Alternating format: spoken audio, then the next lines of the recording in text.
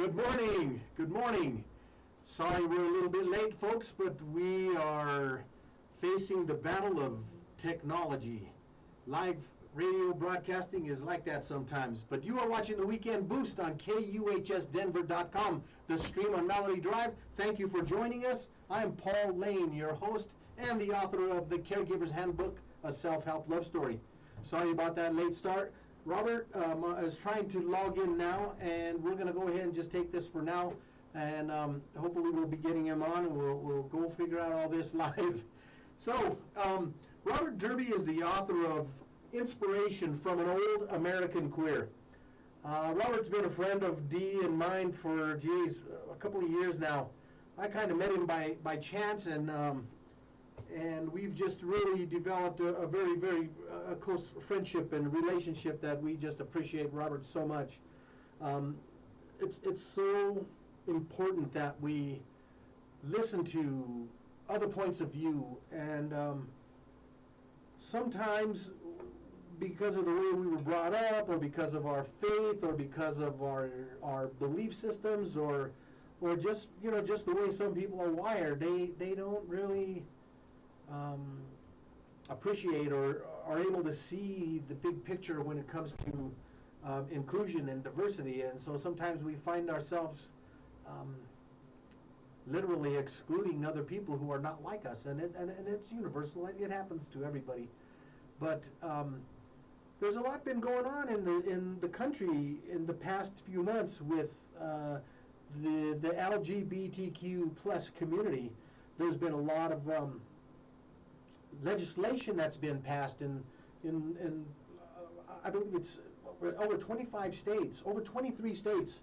There's been legislation that's been passed in the last 6 months to a year that is very, very dangerous and very damaging to people who are gay, or who are lesbian, who are transsexual,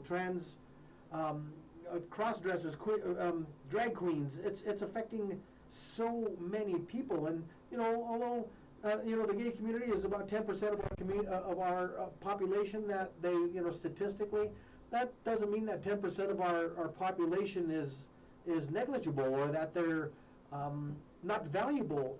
And so many times the legislation tries to indicate that this is a group of people who is not valid, or they're dehumanized. And when you dehumanize a people, you are on the first step toward genocide. And genocide obviously is not good for anyone. Well, at least not the people who are being removed. Robert Derby has really shown me so much in this book. When Robert was a little boy, he never heard the word queer. He didn't know what gay meant. He didn't know, what it meant when people would call him, especially his father and his brother would call him really, really foul names. And this as a little boy was, he had a very child spirit, a very innocent and young spirit. And when people who love you, supposedly love you, treat you that way, it's a very, very difficult thing. Anyone who knows Robert knows that he is the most wonderful, loving, kind spirit that you will ever meet. And he's great to come converse with. He's just the best, coolest guy we just love him. We love, sometimes Dee and me will be sitting out in the backyard and we'll say, let's call Robert. And we'll stay on the phone with him for just an hour, 2 hours sometimes. And it's because we really appreciate who Robert is. And when we see Robert, we don't see, that label that's placed upon him. We see Robert. All my life, I've talked about this on the radio. It's been a real dilemma. When I go to people who are Anglo, they say, that's a Mexican. And when I go to someone who is from Mexico, they say, that's a gringo. And so it's very, very difficult. And why can't we just say, that's a person? That's Paul. Years ago when I worked at the energy company, I was a pipe fitter, but I also got the opportunity to become a valuing diversity instructor. And oh man, you talk about getting your eyes opened. because we had people there that were white supremacists as valuing diversity instructors who actually opened their eyes and changed their views in many, many ways. We had people who were from India. We had people who were trainers who were straight white males. We had, just all a very, very broad spectrum of diversity, and we were able to really appreciate and value people who were different from us. And the term valuing diversity is exactly what it implies. Understanding other people gives you the ability to value them. And when you value them, you appreciate them. When you appreciate them, you respect them. And when you respect them, you include them. And so there's a big trend in this country about dehumanizing groups of people, whether it be transsexual people, whether it be LGBT community, whether it be people of color. We're seeing legislation passed at the state level like never before. And I personally think that this is heading toward fascism. It's heading towards a very dangerous place. When we start dehumanizing people, then we're going to start committing genocide. When you burn books, you are one step away from burning people. I don't understand why that's such a complicated thing to understand. We can't burn books. We can't pretend a group of people doesn't exist. The term Latinx, the governor of Georgia, or oh my gosh, Sarah Huckabee Sanders, I forget what state she governs now. But anyway, Sarah Huckabee Sanders in her reply to the State of the Union address said that they are going to outlaw the word Latinx. They're going to remove all Latinx information, literature, and people, as though they did not exist. I remember when I was a diversity instructor and people used to get really upset, and they would say, why do they have to be called African Americans? Why can't we just call them colored? Why can't we just call them Negroes? I mean, I had some people that were really old school. And it was really hard to explain to them. We had a 16-hour course that we used to teach, and it was a series of modules, and each one of these modules was designed to help you take a position that you could see from the other side, a perspective that you had not maybe considered before. And people would come out of that class and they would say, man, this is nothing what I expected. This is a lot more informational than I thought. And we didn't just teach blue-collar workers when we were doing this class. We taught physicists, we taught chemists, we taught administrators, accountants, and we taught people who were gas construction installers, gas installers, electricians. We taught to linemen, and we taught this course to all different kinds of people. And you know what? People who really went through a valuing diversity course with an open mind came out of it with a much more open mind to understanding and valuing what diversity really means. The legislation that we're seeing across this country concerns me again because Nazi Germany started out the same way. They started out with the Jews, and then they went for the gypsies, and they went for people who were educated. They went after people who were gay. They went after people who were just different. Imagine in Vietnam when Saigon fell, and they were going after anyone who wore glasses because it implied that they might be intelligent. They were killing teachers just because they were teachers. And when we dehumanize people, when we make it possible, when we give permission to dehumanize people, then we go the next step. The only forward step logically is to eliminate them people. But you can't. The United States has tried to eliminate indigenous Native Americans for 400 years. Well, the colonizers for 400 years. America's only been doing it for a little over 200. But they've been trying to eliminate this group of people, and you know what? We persist. We persist, and we will continue to persist. We will not give up because we believe, because we deserve. Those inalienable rights include everybody, even though Native Americans were not included in the Constitution. They were specifically excluded as American citizens, couldn't even be counted as citizens of the country that they once occupied. They didn't own America. Native Americans didn't believe in ownership of property. The land owned them. It was very hard for Europeans to understand and comprehend that. But they tried to eliminate that group of people through smallpox, through alcoholism, through dominance and oppression, through genocide, and they persist. They persist. Guys, if you're just joining us, you're watching the Weekend Boost on KUHS Denver, the stream on Melody Drive. I'm talking about issues in our community. My guest today, we're gonna have to have him back on because I think he deserves a whole hour, and not only that, his topic of information is relevant. We need to get him back on. So, Robert Derby wrote the book Inspiration from an Old American Queer, and it's really his biography, and it's really his memoir. And every time I look at this book, I think about how important it is to remember that America is much more than a melting pot. I think of America as a salad bowl.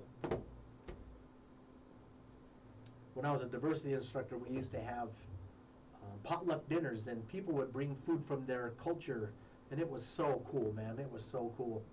And I remember one time we had a potluck dinner, and 5 different people brought potato salad. And all of them were Anglos, European, white, whatever you want to call them. And you know what was the coolest thing about that? Even within that group of people, those 5 different kinds of potato salad were all delicious. And they were all different. One of them had apples in it. One of them had a little bit more mustard. Some of them had mayonnaise. Some of them had Miracle Whip. Some were made with onions. Some were made with sweet pickles. Some were made with all different ingredients. And you know what? All of them were good. Diversity is good. America, the melting pot, has the potential to become very good. I wanted to talk to Robert about a program, a documentary I watched yesterday, Nina Simone. I don't remember the name of the documentary, but it's on Netflix. It's look up Nina Simone. And if you know who Nina Simone is, she was actually a classical trained pianist. And she always wanted to play classical piano, but because of her face, because of her broad lips and her wide nose, no one would hire her. No one would hire her. And she got a job in a club, and she had a very, very humble name, and she changed her name to Nina Simone. And the club owner told her, hey, if you want to work here, you're going to have to sing. And she had never sang before, and Nina started singing, and she had this beautiful baritone voice that was silky and smooth, and yet it could be gravelly and coarse. And Nina was very aware. In fact, when she was a little girl, she was going to do a recital at a church, and she sat at the piano, and her mom and dad were made to sit at the back of the church, and Nina sat there with her arms folded, and she refused to play that piano because her mom and dad had to sit in the back. And they finally brought her mom and dad up, and yes, she did sing.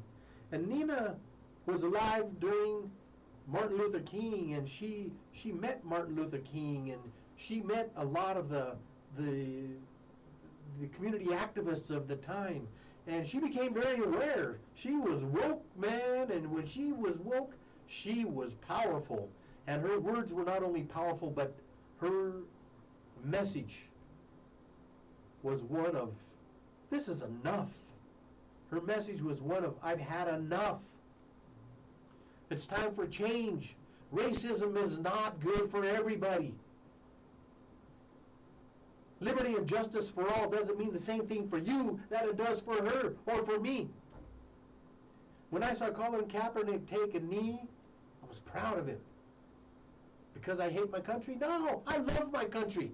And those of you who are trying to put words in the mouths of people who try to say they hate their country, you're ignorant. They take a knee. We take a knee.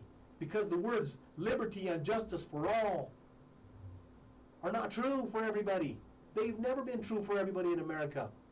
Yeah, we're a great nation, but we haven't been great for everybody. We're watching a program on Netflix. We were last night after Nina Simone, and it was from the Black Lives Matter collection, and it was really powerful. Oh my gosh, I can't think of the name of it, but Dee and I were watching that, and this couple is in New York, Beale Street or Baker Street. Anyway, they're trying to find an apartment, and everywhere they went, they would reject them. He sent the woman, the woman partner to look for a place, and sometimes the apartment manager would say, okay, you could get it, you could have this place, and when she'd go to get the key, and her husband or her fiance would come with her, they'd say, oh no, we rented it out, it's not available anymore. And what does that mean? He thought he might have a chance to take advantage of and have a sexual relationship with the woman because he thought she was alone. But the point of it is, it's not easy for everybody. Equality doesn't mean equality for you as it does for the next person. It's a very difficult place to be if your skin is a different color, if you have if you're gay. I got Robert on the phone. Let me see if we can figure out how to get this going. Hey, Robert. Hey. Were you not able to get on your phone? Well, I guess not. Why don't we do this? Try to log in again on your computer, and Okay. and I'll have you on the phone, and I'll translate. We'll figure this out, Robert. I said earlier, before I got you on here, that we're going to figure out a way to do. We're going to get you on for a whole hour because your topic and what you have to say is so important. So at least get your face on, and we can see you, and I can talk to you on the phone while we're doing this. We'll figure it out. Okay, now, does he have to send me that link again? No, just click on that same link. Okay, I did it.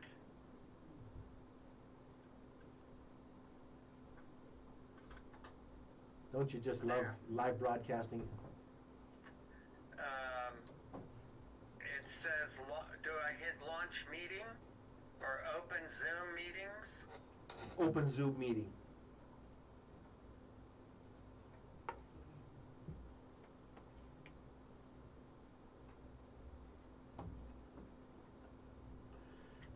I hit open Zoom meeting.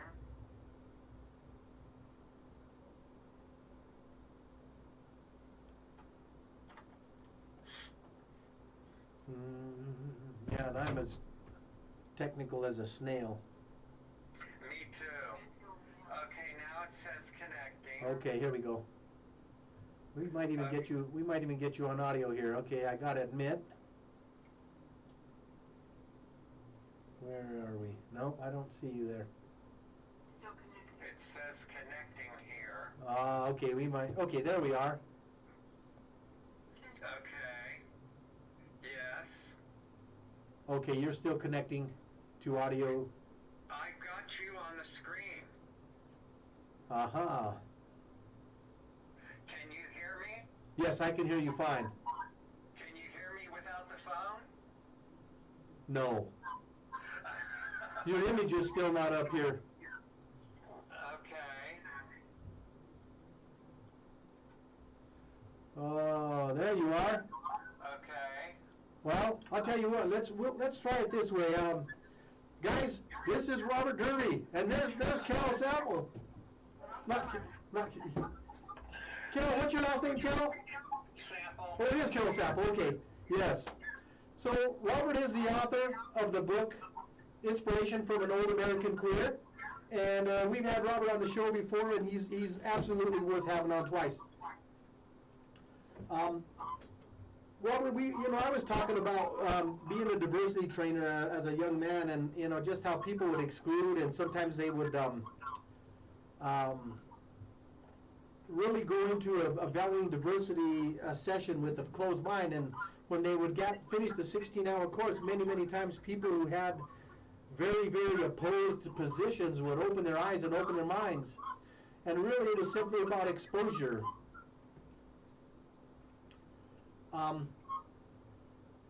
When you encounter someone and they are opposing you or they're not friendly to you, how do you treat that and how do you respond to that?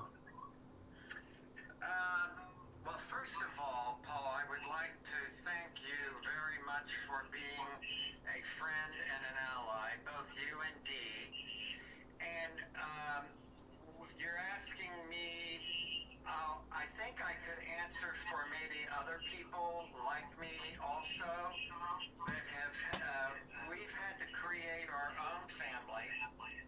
And with our wonderful friends, we can create family from our wonderful friends. So it's really a way of survival with maybe ignoring the cruelty or the rejection by keeping in touch with people that matter to us and people that are like family. So there's a protective mechanism, and sometimes you need to actually leave your own family and create a family that is unique unto itself, that is really a group of people. I didn't leave my family. They left me. They rejected me. And when I look back, it's kind of like I have no guilt or anything because I was not the one that rejected. They rejected me. And I hope when families reject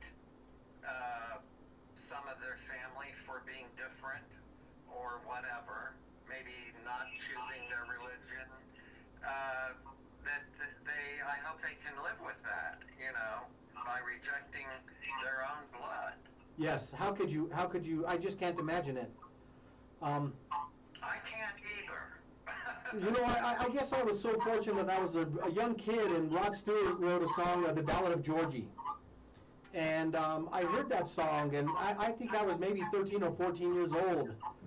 And I heard the words to that song, and it was about a kid named Georgie that his family rejected him. And they pushed him out, and so he found himself excluded on the outside looking in, and he went to New York where he was accepted.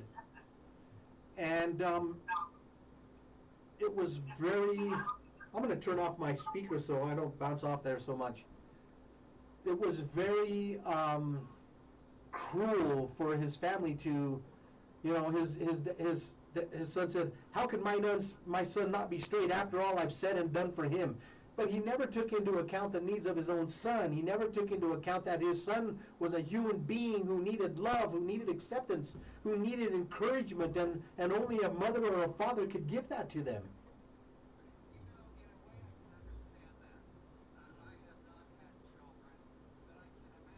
Wait, start over at that. I didn't have you on speaker.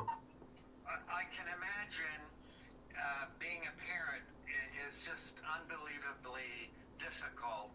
And also, but to have a child that, is from you, from your DNA, is really an amazing thing. But to expect them to be exactly like you, or exactly the way you should think, or they think that you should think the way they do, that I think would be a difficult thing to realize they're a different person, Mm-hmm. And I think that's a sign of a good parent when you can accept that reality that they're your child, but they're different. They're going to be different than you. Mm-hmm. Yes, and acceptance, unconditional love is such a conditional thing. but also, I think, with all the species, we're one species of many, and we're a mammal. Paul,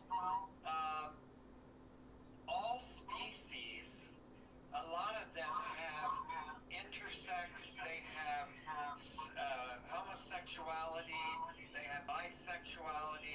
Some species have both sexes. There are some species that the male will raise the egg and the babies. And we're the only species that are homophobic or transphobic. Wow. You know, the other species are not homophobic, or they don't have a problem with reality. Yes. You know, And I think what religion has done, not to pick on religion, but a lot of our phobias and our antis are from what we think a God has given. oh man. Hey, Robert, I want to try something. When you're talking, turn off your speaker because it bounces off, and then okay. Okay, I turned it off. Okay, then we can hear you better on this end. Oh, good. So, in the Native American, boy, I'm still getting a lot of feedback. In the Native American tradition, they call them two spirits. Someone who is gay they call them a two spirit, and they're actually sacred people. They're special people. They're not excluded. They're not punished. They're not dehumanized. They're accepted fully, 100%. And it's so strange how all of a sudden, being a gay or trans or a lesbian or whatever the case may be became an abomination. And I don't want to attack religion, but can you hear me okay? In other countries, those things that you were talking about have been accepted, and they've been in other countries' cultures fine and accepted, but it's when other countries that invade them or conquer them, then they have a problem, because then they have to conform to what they believe. yes. And again, I hate to say it, but it's usually from a religious belief. Yes. In the beginning, I'm going to turn this off again. In the beginning of the show, before we got you on, I was talking about how when you dehumanize someone, that's the next step after dehumanizing someone is genocide. And we have to be allies. I have to be your ally. And I mean, I love you. Robert, I love you. I don't care what you are. But I have a responsibility as a human being to be the ally of anyone who is discriminated against. I have a responsibility as a human being to stand up for anyone who is being bullied or excluded, or there's legislation that's being passed that's harming to them. Right now we have so many states that are going and making abortion illegal. They're taking away bodily autonomy from. Love to review the history in Germany in the 30s, Please. 1930s, because they started to dehumanize. And, if it was the yellow star on the windows of Jewish businesses, and eventually the gay people had to wear a pink triangle. Triangle. Triangle. That was the beginning of dehumanizing, and that's the whole. And after you take out books, after you do book burnings and take out art, then you do start to burn people. You start to extinguish people, and I don't know why people don't remember that from the 30s. It wasn't that long ago. A lot of people don't know about Operation Paperclip, which took place after the war, and the United States actually forgave many, many more Nazi war criminals than we are aware of. Many of them went throughout the country and were hired to hunt for communists. Many of the others were the scientists, and they were hired by by NASA. And so a lot of the NASA technology and a lot of the NASA scientists were Nazis. Were actual Nazis. Operation Paperclip. Look it up if you don't believe me. And this is not conjecture. This is not false. This is not fake news, man. This is true. Well, I'm not going to complain or say negative things about this country. I will say that we've accomplished many wonderful things in this country. I'll go back to our founding fathers, they were not all Christians. None of them. They were deists, and they did not want this country to be a Christian nation. Never. They wanted us to have freedom of religion and freedom from religion. That's right. And then, we ended slavery in 1865, which was a magnificent thing. It didn't go as fast as it should have. In 1967, we accepted biracial marriage, and in 2015, we accepted gay marriage. We've done many wonderful things in this country, but it's still very important to realize that these fights never end. We only gave women the right to vote in the 20s, and we've given them the right to control their own body or their health. Was it 40 years ago or so many years? Almost 48 years ago. Yeah. Yeah. And but look, today we still have to review and continue to make sure women have rights of their own body. And marriage is being attacked today. So all of our human rights, even though we've claimed many in America, we still have to fight this fight all the time.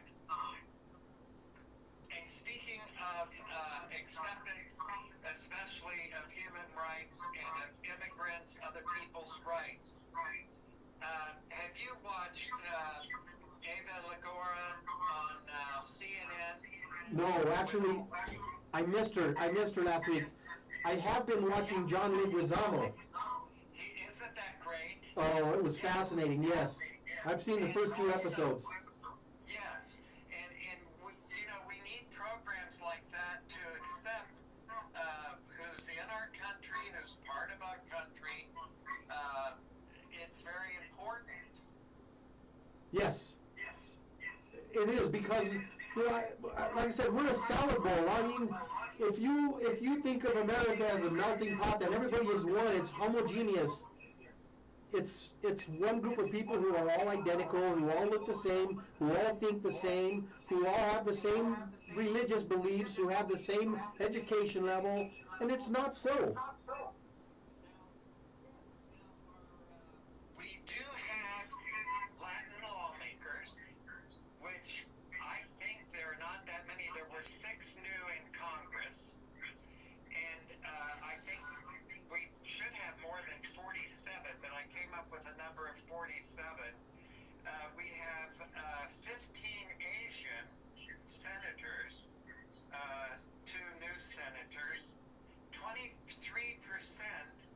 of our lawmakers are people of color, and we have, would you believe, Paul, I think 1,043 LGBTQ lawmakers, but we need 35,000 for it to be properly balanced. Wow. So we still are in this everyday fight of making sure we all have our human rights and we all deserve to be part of this country.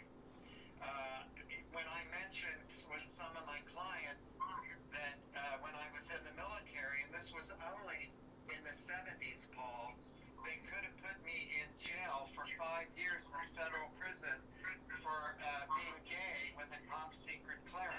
Wow. Yes, and when I was a child, uh, my mother thought I would be better off dead than who I was because of not to attack religion again. Yes, and so, but my arrogance always gave me the courage to fight for my part, my space.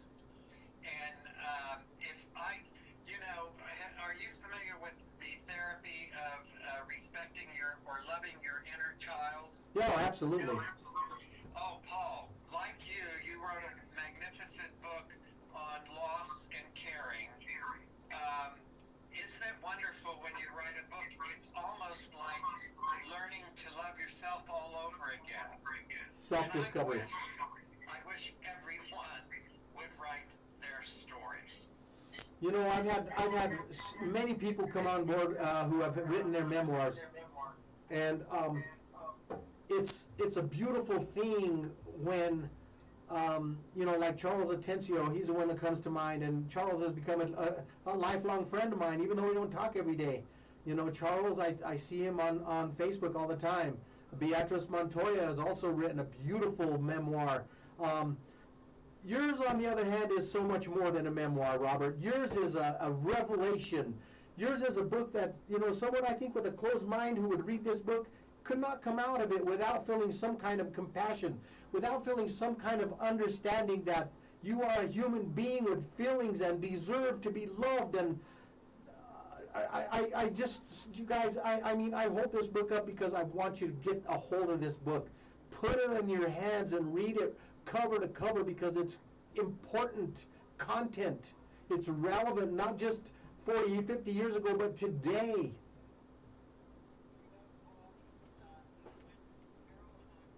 Help put this together.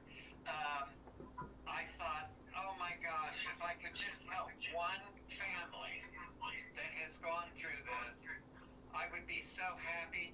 But you know what, Paul? This book has helped me so much. Yes, that inner child. Yes, and I'm sure that you've got the same benefit from writing your book. I did. You know what? I've actually had a lot of changes in my belief system since I've written that book, particularly when it comes to religion. Yes. Um, but you and I have talked a lot about this. But I really believe that every one of us has a book inside of us, and I encourage you every week, guys. A book starts with page one, and it finishes when you say it's done. But you have a book in you, and your memoir, your story, your collection of thoughts, whatever you want to call it, is in there, and it needs to come out. Done in that book, in my book, we've listed laws from, the loving, when they were granted right to marry, and we listed years laws came into existence. Paul, when I was born, I was considered mentally ill because the American Board of Health, that's how it was. I was declared mentally ill. And finally, they took that off of the books, and you're not considered mentally ill anymore in this country. Well, so far, anymore if you're gay. And I think any minority that has fought for their rights or respect, I think the best thing we can do is to be conscious of others going through the same plight and however we can help, whether write a book or vote, or it's just very important to keep this fight going on. Absolutely. We need to stand there and we need to protest. We need to be on the Capitol steps. We need to be passing legislation or running for office. I do hope.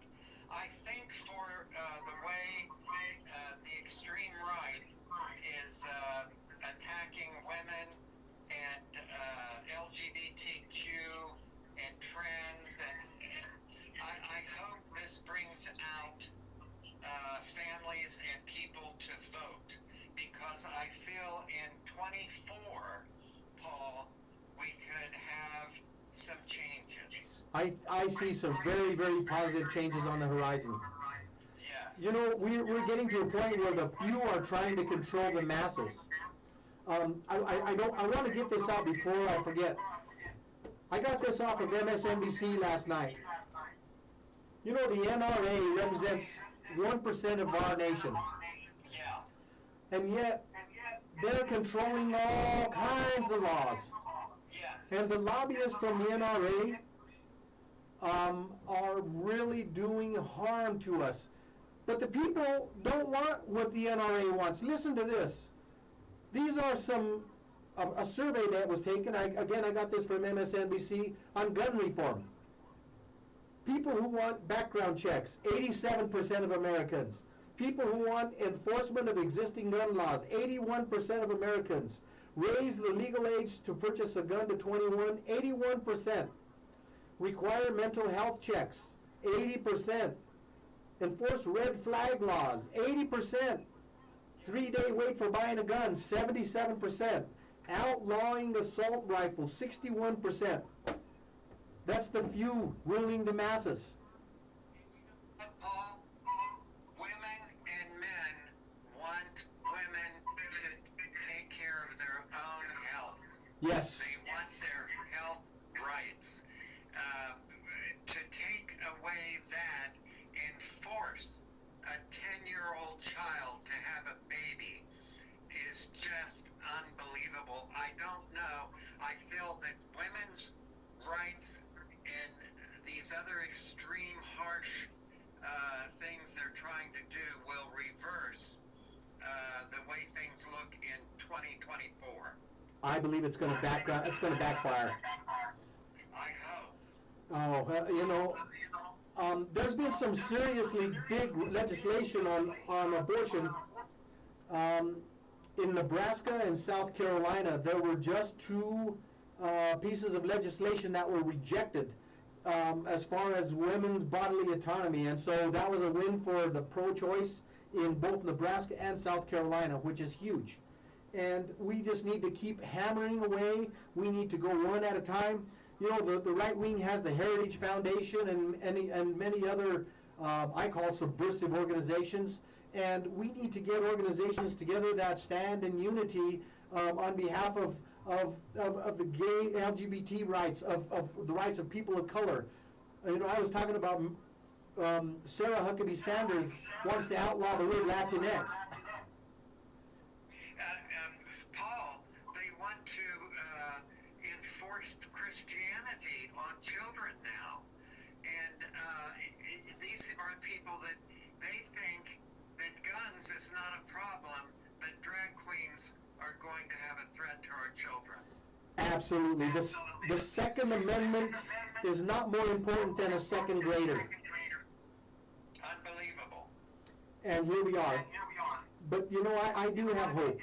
You know, in 24, when we come back and we win the House and the Senate and the presidency, I only hope that the Democratic voice is strong, that the legislation is powerful, that's effective, and that we really do bring about lasting change. You know, we need to cauterize Roe v. Wade. We need to cauterize the rights of the gay community. We have to cauterize the rights of all people who are in pursuit of happiness. Change. If only that could be, but you know what? The fight will be continuous. There's always people on the right that think they should dehumanize other human beings. They will always think that. They will always think their God is the right God. They think that their race is the right race. And they will always be there to threaten us. I hate to say that, but it'll be a continual fight. It is, and it's a daily fight, and it's a struggle that we can never take our eyes off of it, you know, fully, because once we do, we're done for. Yeah. Guys, we really had a short show. Robert, I want to invite you to come back when we can do this right. I would love to, Paul. Yeah, because you know what else I would love? I would love someday for Carol and I to be in Colorado breaking bread with you and Dee. And because I love Dee, would you tell her? And I would just love to share time with you also. Absolutely. And thank you for giving me this time on your radio. Thank you, Robert, man. I tell you, we talk to you all the time, and we don't call you every week, but we talk to you on a regular basis, and we value you, we appreciate you, man. We care about you, regardless of who, what your choices are, or what your beliefs are, what we love you, Robert. That's all that matters. I thank you, and we're the same. We're both for human rights. Say that again. I love you guys also, and we're all for human rights. That's what we have in common. Dee, I believe Dee is listening, and we definitely will be talking. Robert, I'll be calling you later this week to get you back on the show. Do we have time for another question? Yeah. How great is it, Paul, when Dee came into your life? Have you both made one another more than you are? Oh my gosh. I woke up this morning early and I sat there and did my meditation and my gratitude, and I couldn't wait for her to wake up. Robert, I couldn't wait for her to wake up because I absolutely love this woman. Oh, don't make me cry. And also, Paul, haven't you gained family from her family?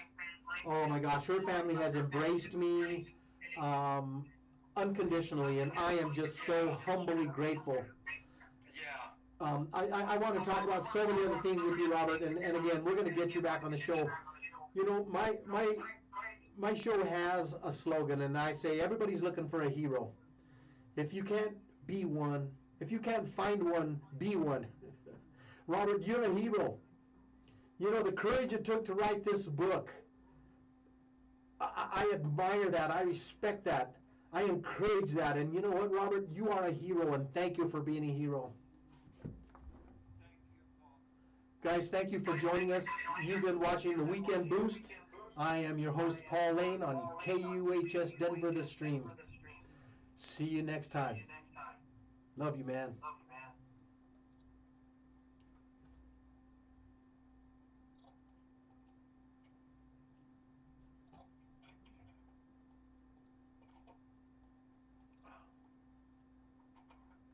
Okay, I think we're off.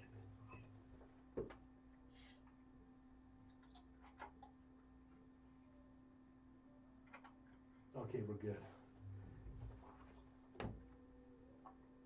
Man, I'm so sorry about that.